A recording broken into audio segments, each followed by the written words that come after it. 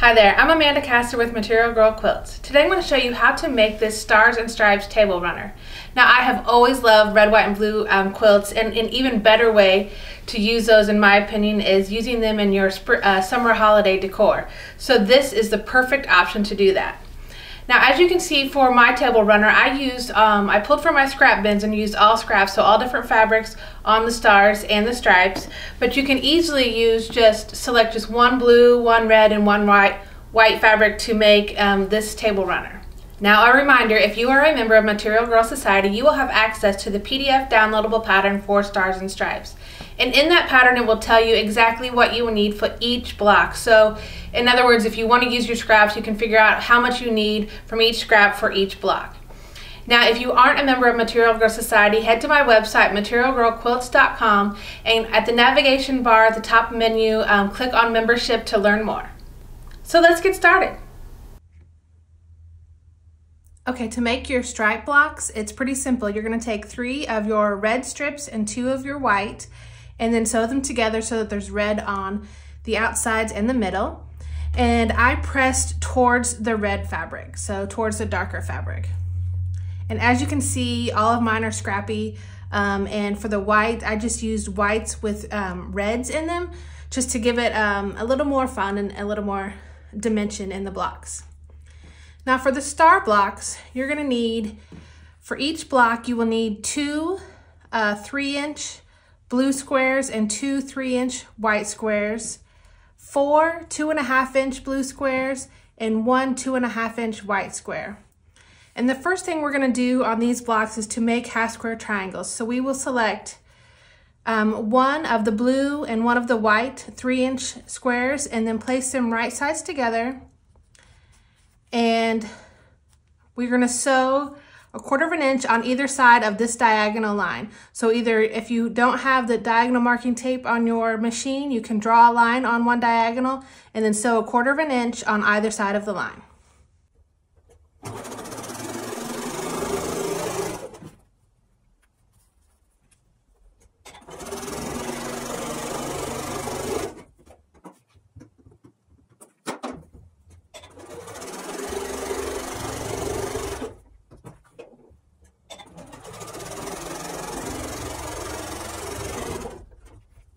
Now once you have sewn on either side of the diagonal, you're gonna cut apart directly on that diagonal line. And I'm just gonna use my scissors here to demonstrate, but normally I take this to my cutting mat and use my rotary cutter. Once you open these up, you'll have 2 half square triangles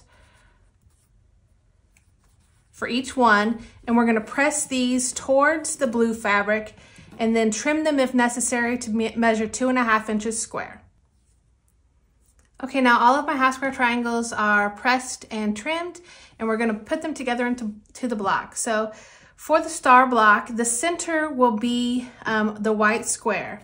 And then around each side of that center square, we're going to place our half square triangles. And then in the corners, we will place the blue squares.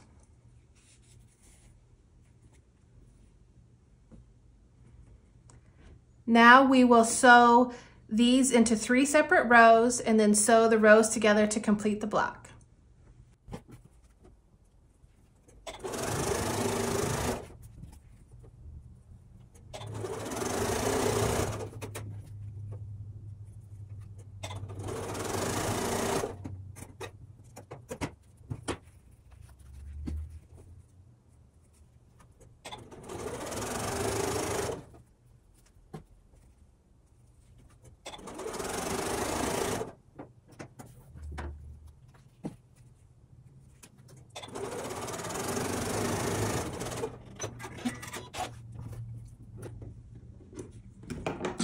So here are all of the rows completed.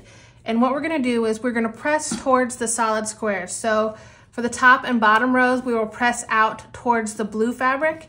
For the center, we will press towards the white, and then we will sew them together and our seams will perfectly nest. Okay, now these are all pressed. So we're gonna sew these together, and as you can see, since we press towards the solid squares, our seams are going to nest perfectly.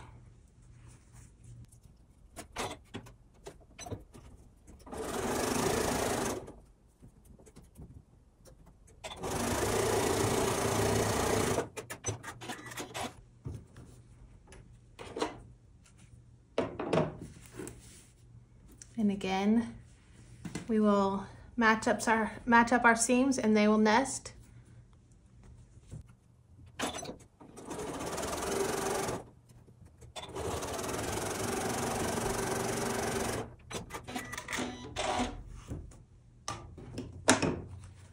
So here is your finished star block. And here is that star block all pressed. And as you can see on the back, in between the rows, I pressed those open just to help it lay a little flatter. So both of these blocks, the stars and the stripes, will be 6.5 inches square. Once you have all of your blocks complete, you'll lay them out according to the layout diagram, making sure to rotate the direction of the stripes in the center row. Your finished table topper will measure 18 inches by 42 inches. I hope you enjoyed this video, and if you did, please make sure you click the like button and subscribe so that you don't miss any tutorials going forward. Thank you so much for watching, and see you next time.